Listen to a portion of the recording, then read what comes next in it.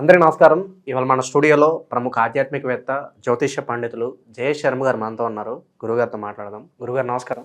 నమస్కారం. 2025 ఫిబ్రవరి మాసం కర్కాటక రాశి వారి ఫలితాలు ఎలా ఉండబోతున్నాయి గురుగారు? శ్రీ గురుభ్యో నమ. శ్రీ మహాగణాధిపతి నమ. శ్రీ మహాసరస్వతి నమ. హరి ఓం. శ్రీమాత్రి నమ. కర్కాటక రాశి యొక్క ఫలితాలు చూస్తే పునర్వసు నక్షత్రం 4వ పాదము, పుష్యమి నక్షత్రం 4 పాదాలు, అట్లాగే ఆశ్లేష నక్షత్రం 4 పాదాలు ఈ కర్కాటక రాశి చెందినవి. కర్కాటక రాశి యొక్క గ్రహస్థితి చూసినట్టయితే తృతీయంలో కేతువు, అట్లానే అష్టమంలో వీరికి సప్తమ స్థానంలో రవి, తదుపరి అష్టమ స్థానంలో రవి, బుధుడు, అలాగే శని వీరికి అష్టమ స్థానంలో సంచారం, భాగ్యస్థానంలో శుక్రరాహుల సంచారం, ఈ యొక్క ఏకాదశంలో గురు, ద్వాదశంలో కుజుడు వక్రీకరించున్నాడు. ఈ గ్రహస్థితి చూసినట్టయితే వీరికి 12లో కుజుడు వక్రీకరించున్నాడు కాబట్టి వీరికి ధనయోగం కానీ లేకపోతే స్థలానికి సంబంధించిన యోగాలు ఏవైతే ఉన్నాయో కొన్ని స్థల యోగాలు కానీ అవి చాలా బాగున్నాయి. అట్లా తృతీయంలో కేతు ఉండడం వల్ల సొంత వారే కొన్ని ఇబ్బందులు పెట్టినా మళ్ళీ వీళ్ళు ముందరికి వెళ్ళిపోయే అవకాశం ఉంటుంది. వాళ్ళతో కూడా మంచి సావాసంగా ఉంటుంది ఈ సమయంలో. అంటే వాళ్ళ వల్ల కొంత లాభాలు కూడా వచ్చే అవకాశం ఉంటుంది. అట్లాగే వీళ్ళకి అష్టమంలో సప్తమ రవి 12వ తారీఖు వరకు ఉంటాడు కాబట్టి కొద్దిగా రజోగుణంగా ఉంటారు. అనారోగ్యం అనేది కొద్దిగా వచ్చే అవకాశం ఉంది. ఈ యొక్క అష్టమంలో బుధుడు ఉండటం వల్ల యోగప్రదంగా ఉంటుంది. వీరికి ఇదివరకు ఏదైనా అనారోగ్యం ఉన్నా అదంతా తొలగిపోతుంది. ఇక శని వీరికి అష్టమ స్థానంలో ఉండడం వల్ల కొన్ని ఇబ్బందులు అనేవి ఆరోగ్యరీత్యా ఇబ్బందులు అనేవి ఉంటాయి. అట్లాగే రవి కూడా అష్టమంలో ఉంటున్నాడు. అని అష్టమంలో రవి ఒకవేళ ఉన్నా కూడా యోగప్రదంగా ఉంటాడు. శని మూలత్రికోణమైనా కానీ ఈ యొక్క అనారోగ్యం వచ్చినా అవన్నీ చిన్న చిన్న అనారోగ్యంగా ఉండి దాని ఇబ్బందులు పడకుండా ఉంటుంది. అట్లాంటి శుక్ర రాహులు వీళ్ళకి భాగ్యంలో ఉన్నాడు, ఉచ్చస్థితిలో ఉన్నాడు కాబట్టి వీళ్ళకి ధనయోగం కానీ లేదా విదేశీ యోగం కానీ ఇవి యోగప్రదంగా ఉన్నాయి. రాహువు శుక్రుడు కలవడం వల్ల వీళ్ళకి ఉన్నతమైనటువంటి వ్యాపారము ఏదైతే ఉందో ఆ వ్యాపారం కొంత విస్తరింపజేసే అవకాశం ఉంటుంది వ్యాపారంలో. అట్లానే కొత్త పరిచయాలు ఏర్పడతాయి. తద్వారా వీళ్ళకి కొంత వాళ్ళ వల్ల లాభాలు చేకూరే అవకాశం ఉంటుంది. అట్లానే వీళ్ళు అనుకున్న రీతిలో కొన్ని పథకాలు ఆచరిస్తారు. ఆ పథకాలు తగ్గట్టుగా ముందరకు వెళ్తూ ఉంటారు. అట్లానే గురువు వీళ్ళకి ఏకాదశంలో ఉండటం వల్ల గురు యొక్క లాభం చేకూరుతుంది. అంటే వీళ్ళకి ఏదైనా కూడా దైవానుగ్రహం, ఎన్ని ఇబ్బందులు ఉన్నా దైవానుగ్రహం మా యందు ఉందని చెప్పి ముందరకు వెళ్తూ ఉంటారు. కాబట్టి గురువు అనుగ్రహం పరిపూర్ణంగా ఉంది కాబట్టి కర్కాటక రాశి వారికి గురువు అనుగ్రహంతో పరిపూర్ణంగా ఉంటుంది. కుజుడు ఈ యొక్క ద్వాదశ స్థితిలో ఉండడం వల్ల కొంత శస్త్రచికిత్స లేదైనా కొంత వరకు వీళ్ళకి ఇంట్లోనే ఇబ్బందులు, అంటే ఎక్కడికి వెళ్ళకపోయినా ఇంట్లో ఉన్నా చాలు ఏదో కష్టం అనేది పడే అవకాశం ఉంటుంది. ఏదో చిన్న ఒక రాయి మోసినా కూడా అబ్బో ఇంత రాయి ఇంత గట్టిగా ఉందా, ఒక భారంగా ఉందా, భయంగా ఉందా అని ఒక ఆలోచన ఉంటుంది మనస్సులో, కానీ బయట పెట్టుకోరు. కొన్ని దుస్వప్నాలు కూడా వచ్చే అవకాశం ఉంటుంది ఈ యొక్క కర్కాటక రాశి వారికి. విద్యార్థులు వీళ్ళ పరిస్థితి ఎలా ఉండబోతుంది గురుగారు ఈ మాసం? ఉద్యోగస్తులకి కొంత గడ్డు కాలమే ఇది. ఎందుకంటే వీళ్ళకి యోగప్రదంగా శని యోగప్రదంగా లేడు, బుధుడు కూడా అంత యోగప్రదంగా ఉన్నాడు. బుధుడు మాత్రం ఉన్నాడు, శని యోగప్రదంగా లేడు, రవి కూడా యోగప్రదంగా లేడు. అంటే ధనానికి సంబంధించినటువంటి చికాకులు ఉంటాయి. అంటే వీళ్ళకి ధనం కానీ వృత్తిరీత్యా కానీ ఇబ్బందులు అనేవి అయితే సహజంగా ఉంటున్నాయి.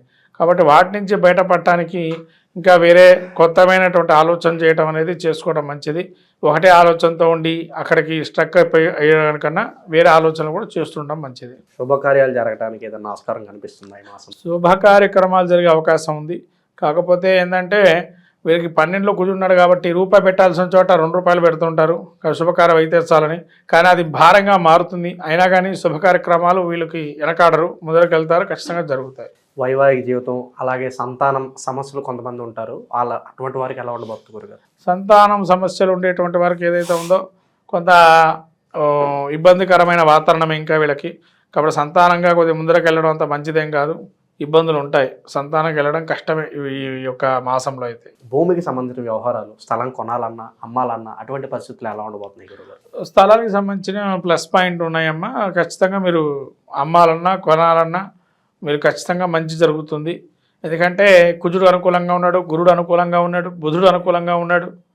పెట్టే ఒక రూపాయి పెట్టినా కూడా మనకు తర్వాత మంచి జరిగే అవకాశం ఎక్కువగా ఉంటుంది. ఆర్థిక స్థితిగతులు ఎలా ఉండబోతున్నాయి గురుగారు? కొంతమంది అప్పుల్లో ఉంటారు, మరి అటువంటి దాని నుంచి తేరుకోవడానికి ఎంత సమయం పట్టవచ్చు? ఆర్థికంగా ఎలా ఉండబోతుంది ఈ మాసం? ఆర్థికంగా విషయాలకు వస్తే కొంతవరకు ఇబ్బంది కాలం. ఎందుకంటే ఆర్థికంగా వీళ్ళు ఎంత కష్టపడినా అనుకున్నంత సంపాదన అయితే ఉండదు. అది మామూలు జీవులు కావచ్చు, లేదైనా మామూలుగా రిక్షా తోలుకునేవాడు కానీ, చిన్న చిన్న పరిశ్రమల్లో చేసేటువంటి వ్యక్తులు కానీ ఆర్థికంగా అంత ఇబ్బందిగానే ఉంటుంది కొద్దిగా. అయినా కూడా వీళ్ళు కొత్త పథకాలు అందుకని ఆచరణ చేయమన్నాను. ఒకటే పథకం మీద స్ట్రక్ అప్ అయిపోకుండా కొత్తదైనటువంటి ఆలోచనతో ముందుకెళ్ళండి. ఎవరినైనా ఆశ్రయించండి సలహాల కొరకు. ఎందుకంటే మీకు ఆలోచన జ్ఞానం ఒక్కసారిగా రాదు. ఎవరినైనా సంప్రదిస్తుంటే ఖచ్చితంగా ఆలోచనలు ఉంటాయి. ఖచ్చితంగా ముందరకు వెళ్తే మంచిది. విద్యార్థుల పరిస్థితి ఎలా ఉండబోతుంది? పోటీ పరీక్షల్లో మంచి ర్యాంకులు సాధించాలి, విదేశాలు వెళ్ళాలనుకుంటూ ఉంటారు. అటువంటి వారి పరిస్థితి ఎలా ఉండబోతుంది? విద్యార్థులకి మంచి యోగం. ఎందుకంటే బుధుడు యోగప్రదంగా ఉన్నాడు, శుక్రుడు యోగప్రదంగా ఉన్నాడు, గురువు కూడా యోగంగా ఉన్నాడు. అంటే శుభులు చాలా బాగున్నారు ఇక్కడ. రవి, ఈ శుక్రుడు, గురుడు, అట్లానే రవి కూడా సహజంగా పాపైనా కూడా వీరికి యోగప్రదంగా ఉంటున్నాడు. కాబట్టి విద్యార్థులకి మంచి దశ. విద్యార్థులకు ఎటువంటి ఇబ్బందులు లేవు. ముందుకు వెళ్తే చాలా మంచిది. ఇంకా మంచి ఫలితాలు పొందడానికి కర్కాటక రాశి వారికి ఏదన్నా రెమెడీస్ ఉంటే తెలియజేయండి గురుగారు. వీళ్ళకి ఎక్కువగా ఈ యొక్క సరస్వతి ధ్యానం చేయటం, అంటే మనకు మాఘమాసంలో సరస్వతి ధ్యానం పుట్టినరోజు వస్తుంది కాబట్టి అందరికీ పుస్తకాలు దానం చేయటం మంచిది. ఏదైనా పుస్తకం, మంచి పుస్తకం చదువుకునేట్టుగా ఎవరైనా ఉంటే, అంటే పుస్తకాలు ఖాళీ పుస్తకాలను కాదు, ఏదో చదువుకునే పుస్తకాలు ఎవరైనా ఉంటే దానం చేయటం, పిల్లలతో దానం చేయించడం, లేదైనా సరస్వతి హోమం చేయించటం. తర్వాత మీకు అవకాశం ఉంటే ఎక్కడ దగ్గరలో పౌర్ణిమ రోజు అమ్మవారికి శ్రీచక్రార్చన చేయటం కూడా, అదేమన్నా ఉంటే కనుక మంచి చేరు అవకాశం ఎక్కువగా ఉంటుంది ఈ యొక్క రాశి వారికి. మనకు రాబోయేటువంటిది ఈ మాఘమాసం, ఫిబ్రవరి నెల. ఈ మాఘమాసంలో అందరికీ తెలిసినటువంటి ఉత్తరాయణ పుణ్యకాలం వచ్చిన తర్వాత మొదటి శుభమాసంగా అందరూ మాఘాది పంచమాసాలు పెళ్లికి కానీ శుభ కార్యక్రమాలకు కానీ చాలా ఉపయోగకరంగా అనేకమైనటువంటి పుణ్యమైనటువంటి రోజులు ఉన్నాయి. ముఖ్యంగా చెప్పాలంటే సంతానం కోసం ఎవరైతే వెయిట్ చేస్తూ ఉన్నారో వాళ్ళకి చాలా అద్భుతమైన మాసంగా మాఘమాసం చెప్పబడింది. ఎందుకంటే శివమహాపురాణంలో చెప్పబడిన విషయాలు మీకు కొన్ని ఇప్పుడు చెప్తున్నాను ఈ మాఘమాసంలో విశేషం గురించి. ముఖ్యంగా భీష్మ పంచక వ్రతం. ఈ భీష్మ పంచక వ్రతం ఏదైతే ఉంటుందో, ఎవరైతే సంతానం లేనటువంటి వారు భీష్మ పంచక వ్రతాన్ని ఆచరిస్తే కనుక సంతానం కలుగుతుందని శివమహాపురాణంలో తెలుపబడింది.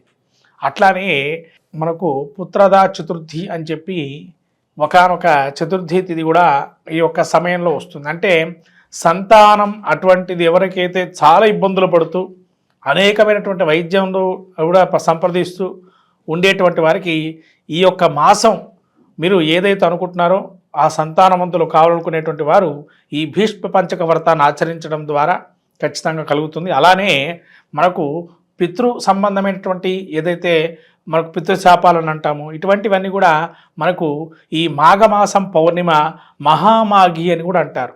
కాబట్టి ఈ మహామాఘి ఏదైతే ఉందో ఈ మాఘమాసంలో వచ్చేటువంటి పౌర్ణమి రోజున ఎవరైతే ఉపవాసం చేసి లలితా సహస్రనామం పారాయణం చేసుకొని నవనీతాన్ని కానీ పాయసాన్ని కానీ చంద్రుడికి సమర్పించి అమ్మవారికి ఉపవాసం ఉన్నట్లయితే ఖచ్చితంగా ఆ విధంగా మనకు ఉత్తర పీఠిక, లలితా సహస్రనామాలు ఉత్తర పీఠికలో ఉంది. ఆ ఉత్తర పీఠిక మీరు చదువుకున్నట్లయితే ఖచ్చితంగా ఎన్ని సంవత్సరాలు కానీ ఎన్ని నెలలు చేస్తే ఈ ఫలితం వస్తుందో కూడా చెప్పబడింది. అలా శ్రీచక్రార్చన ఇవన్నీ కూడా ప్రాముఖ్యంగా మాఘమాసం చాలా విశేషమైనటువంటిది.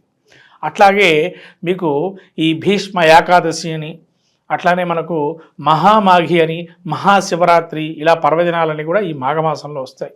కాబట్టి ఈ ద్వాదశ రాసుల వాళ్ళందరూ కూడా ఈ మాఘమాసంలో కూడా అనేక పుణ్య కార్యక్రమాలు నెరవేర్చుకొని, అందులో మాఘ స్నానం అంటారు. ముఖ్యంగా మనకు మాఘ పురాణం కూడా ఉంది. అంటే పద్మపురాణ అంతర్గతంగా ఈ యొక్క మాఘపురాణం కూడా ఉంటుంది.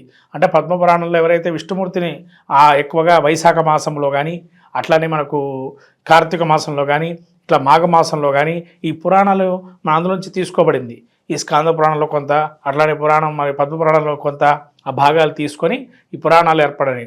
కాబట్టి ఈ మాఘ పురాణం కూడా మనకు స్నానాల గురించి తెలుపబడింది విశేషంగా. కాబట్టి ఎవరికైతే అవకాశం ఉంటుందో సముద్ర స్నానం అనేది చాలా విశేషము.